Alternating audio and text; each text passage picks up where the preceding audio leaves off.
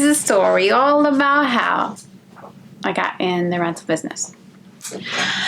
Okay, well, we won't go back super far, but we'll talk about the first multifamily that I ever purchased. It was dump. The roof had been leaking for some time, and it had been on the market for a while. Honestly, can't remember what year it was. I know it was after a lot of properties came back to banks, that kind of thing. And it was listed for, I want to say $40,000. It was a 4-unit, and it needed to be rehabbed. And this was, my son was born in 2010, so it had to be 2011, 2012. My first son was born in 2010. And I was still like pretty handy, hands-on kind of thing. So anyway, I went to look at the place, and I was like, I'm going to buy this place somehow. I had no money. I was like, I'm not sure how I'm going to do it, but I'm going to buy it, and I'm going to do the work myself if I have to. That's just going to be what it is. I had learned a lot from the first property I bought for myself to live in. I had learned a lot about rehabbing, everything from tile to some electrical, like as far as switching out fixtures.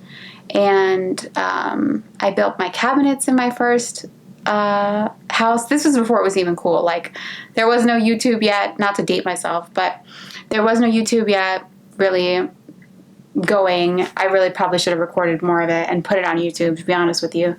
But anyway, so I figured I'd put some sweat equity in and get it figured out. So I took 2 or 3 different people to the property and asked them to partner up with me. The 2 or 3 people that I took, I can think of 2. I know there was a third, but I can't think of who the third was. So the 2 or 3 people that I took had the cash, but didn't have the time or the energy to manage the place. So I took the first guy, and he was totally overwhelmed. He was like, I wonder if he even remembers. I should ask him. He was like, I can't believe you're going to do this. He's like so overwhelmed. And I was like, you hadn't seen my first house, the one that I, lived in, that I worked on. Like, you hadn't seen that. So this was, a small project, seemed like to me, compared to the house that I had been in, or the house that I had rehabbed prior, that I was living in. So I brought a second person, and when we pulled up, there was a 4-door Porsche parked across the street, and I was like, yes, score for me. There used to be this little Italian restaurant across the street, and this 4-door Porsche was parked out in front of it. And I'm not gonna lie, the property is not in the greatest location. I don't know how much I can say because of fair housing. But it was pretty surprising to see a 4-door Porsche parked outside. Anyway, I took him through the property, and he decided to pay cash for it. He took a home equity line out on his house. He paid cash for the property, and he basically was like, here you go, here's another $25 to finish the repairs. And I brought a contractor in, and I brought 3 contractors in, actually. One of them I met with my son. He walked the property with me, and I liked him at the property, and then we got back to his office, and he was being so dramatic. I remember my son was like, he was small, because I remember him like crawling around, like I was like holding him, but like he was like crawling out of my arms. He had to be at least a year old, so it must have been 2011. Anyway, I had on this dress, and I was like holding my baby, and like, anyway, I must have looked like a damsel in distress who didn't know what the heck she was doing, because I think he quoted me like $80,000 or something silly. So he was gone, and I can't stand a dramatic contractor. So then I brought in at least 2 more. The guy I ended up going with, I said, look, when you price it out, can you please price it a la carte, because I will do some of the stuff. I will get some of the repairs done on my own, or pay other people, or whatever I need to do.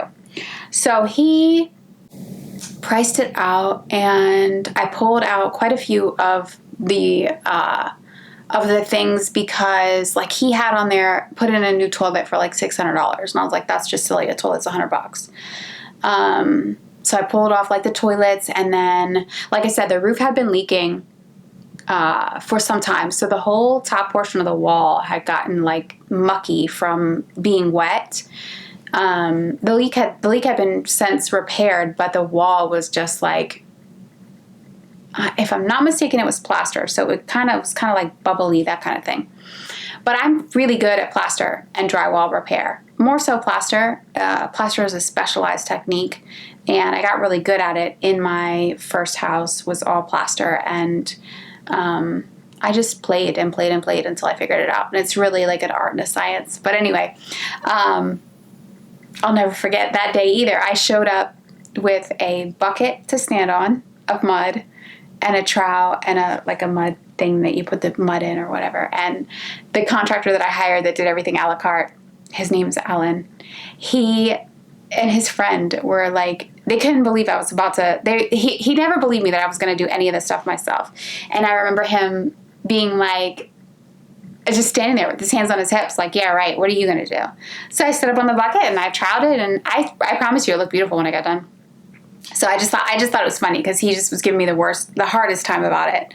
And I wasn't BSing. I know how to do drywall and plaster. I'm, like I said, better at plaster than drywall. But anyway, so back to the purchase of my first multifamily. So it was $30,000. Ended up being what we negotiated, 30 or 32. The partner that I brought in paid cash for it, and he gave me, like I said, 25 to repair. We repaired everything, and put tenants in pretty quickly. It was only a couple months, if I'm not mistaken. And that property just appraised for over $200K. So that was a pretty good buy. That was the first one I partnered with anybody on. I think that was my first one ever. But it was just interesting because, to pay $32,000 for a building and then, years later have it be worth over $200,000 is a pretty cool thing. So that's why I always tell people to buy now. It's always the best time to buy is always now because, you just hold it. You just set it and forget it. And then you look back and you're like, oh my gosh, there's $150,000 in equity, or there's $200,000 in equity. Especially if you put in that sweat equity. Right now, I feel like the last couple of months, even the last year, banks are asking ridiculous amounts for properties that need to be rehabbed. But it'll come back to a place where if you have cash, if you have the ability to purchase easily, then you will be able to find some really good deals. Maybe not $30,000 again, but definitely some good deals. Right after that, I bought a 3-unit. Again, not in the greatest of areas. I think I paid $79 for it, and I sold it later for, I think, $179. But when I bought that property, let me back up. So before I bought the 4-unit with the partner, I had tried to buy a 4-unit by myself, and it was this building. I loved it. It was on the corner. It was a massive building, and they wanted, again, $40,000, $35,000 for that building. And I put it under contract, and I did my best to get financing. And this loan officer kept promising me that he could get it done, and he ended up not being able to get it done. But I held the property for like 60 days, something crazy like that. In the interim, another guy came in and bought the property and offered them even less because they were so desperate to sell it because they had held it for 60 days for me. So he paid like $30,000 for it. So I buy the building with the partner, the 4-unit, for $32,000. And then after that, I bought a building by myself because the partner that I went in on with, his daughter was in college and he just got really distracted. So I was like, I'll just try this one myself finally I'll be able to do one on my own. So I did. I bought this 3-unit. And when I bought the 3-unit, I met the guy who was selling it, and he was like, when we got all done, he was like, I also have this 4-unit I've been thinking about selling. Would you be interested? And he told me the address, and it was the property I had under contract for 60 days and I had to get back to the bank. And I just was like, oh my gosh, this is meant to be. I'm supposed to own this building. It sucked a little bit because I think I ended up paying him $120 for it after I had it under contract for like $40 or whatever it was. So, he got to keep a bunch of the equity, but I thought it was kind of cool that I ended up with the building anyway. So anyway, that's probably my first 3 properties that I started with. And it was tough. It was tough to get through the bank approvals. It was tough to find the cash. It was tough to find the resources. But I didn't give up. I mean, I always knew that this was something I wanted to do. And I felt really, really called. I felt really pulled to buy these properties at that time. And, people gave me all kinds of poor advice, and I can be really headstrong. So that's sometimes plays in my favor and sometimes doesn't.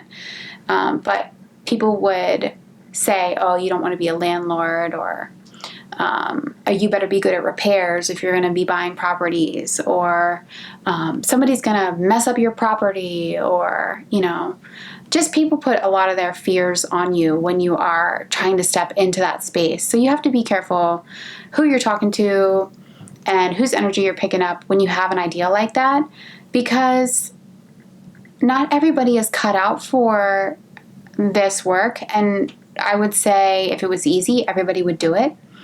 So knowing those things, it's best to talk to people who are already in the industry.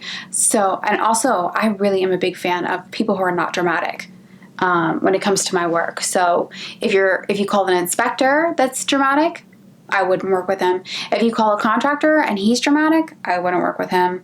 If you're looking for partners and they're being dramatic, I can't deal with it. I can do a little bit of dramatics, especially if it's good drama. I like good drama.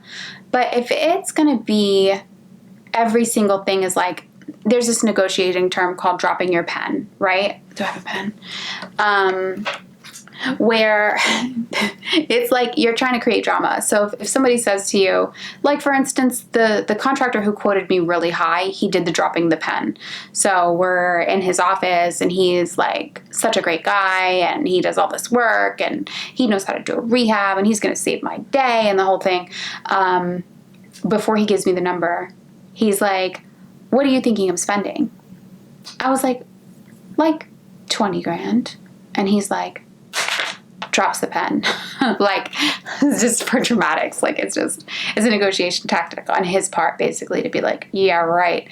Or like dropping the mic or like whatever you want to call it. So, anybody that has those kind of antics, I just can't. Like the heavy breathing and the, oh my gosh, this is going to be a lot. And do you know what you're getting yourself into? And, I just can't with that. So I guess that's probably one of my biggest takeaways. If you're going to get into the industry, one of the biggest things I would say if you're at the beginning stages is, treat it as a baby. When it's in its infancy, you don't need to expose it to everybody. You don't need to have everybody's opinions on how to raise a baby. You don't need, you have to go with your instincts and what you're capable of. And I think that it is something you just have to feel the fear and do it anyway. I've got a client right now who I realized we looked at 3 properties and the second one we got to, he lost out on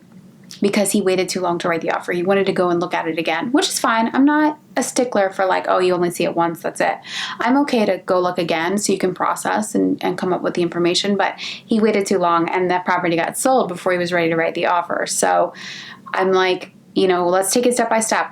This time, when we looked at the 3rd property, I was like, this time, let's go ahead and write the offer and you can back out. If you need to come see it again before you write the deposit check, then we'll come see it again. At least you got in the race though, if we write the offer. So I just told him, let's take it one step at a time. And I guess that's my advice to you as well. If you're just starting out, just take it one step at a time. As long as you're making forward progress, as long as you're going to look at properties, as long as you're writing offers, as long as you're talking to bankers, as long as you're working on your credit, as long as you're taking any of those steps, I think that you can really make a lot of progress with one little step at a time. And it really helps with the fear as well. Like it really helps push through whatever you might be having come up for you. So